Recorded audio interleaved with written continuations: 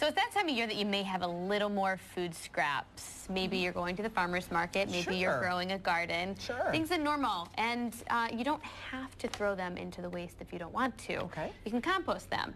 And if you live somewhere you can't do your own compost, we actually have some guests here that are going to, they'll pick it up for you. They'll do the composting? They will do the composting for you. Yeah, it's called community composting. Wow. We're here with Steve Kraft and Brent Arnold. They're both co-founders. Thanks for joining us. Thank you for having us. So wait a minute. You're a business. You will come to people's houses and do the composting for them? Correct. Exactly. Yep. Yeah. Okay. How did you get the idea?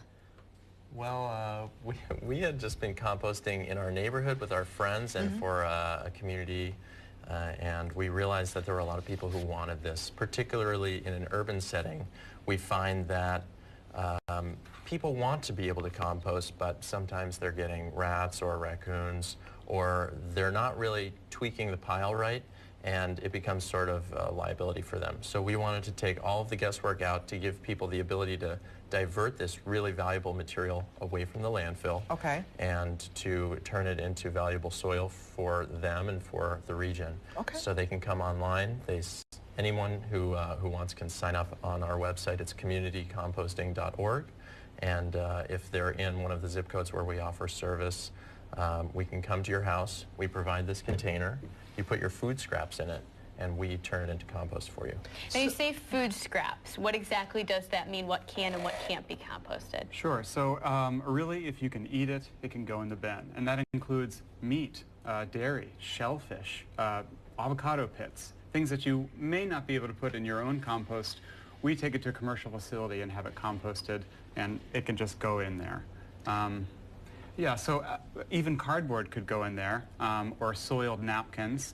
And the amazing thing is when you have all of your recycling and you take all of your food scraps out as well, what's left? You have very little Your garbage trash. is a lot, Yes. And another perk, your garbage doesn't smell anymore. Because if you're taking the leftover spaghetti and you're putting it in the trash, it's going to start to smell. You don't have to take out your trash as often. You know? Where do you keep the bin, though? Where do you keep this? In the house, outside of the house? Where do you I keep mine under my sink. It's very easy. I get my cutting board out and I make whatever trimmings I have, and I just put it right in there, and I put it right back under the sink. So now, I like there's a business model to this, isn't there? You've taken this, what people do in their backyard, and you said, look, let's take some of that guesswork out of it, make it a lot neater, cleaner, and more convenient. So then, and then you bring it back, right? How long does it take for what's in there to turn into what's in here?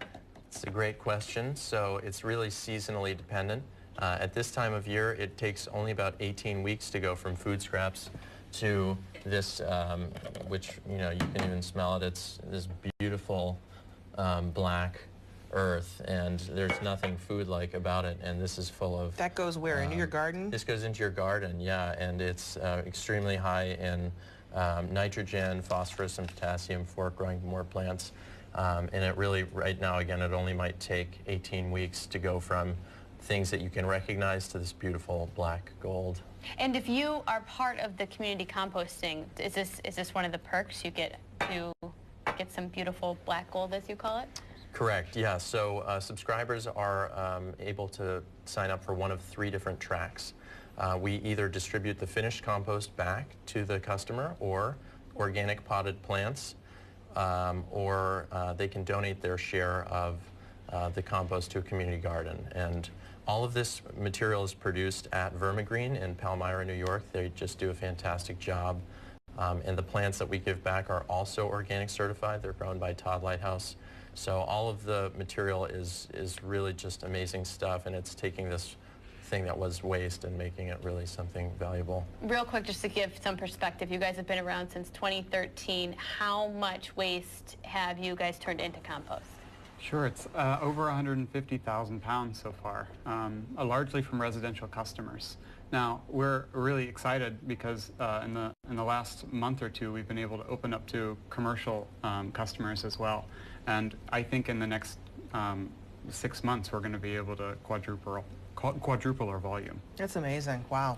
Again, taking what people do in the backyard, taking the guesswork out of it, and ending up with something that is just going to go benefit people's gardens, their flowers, and the environment.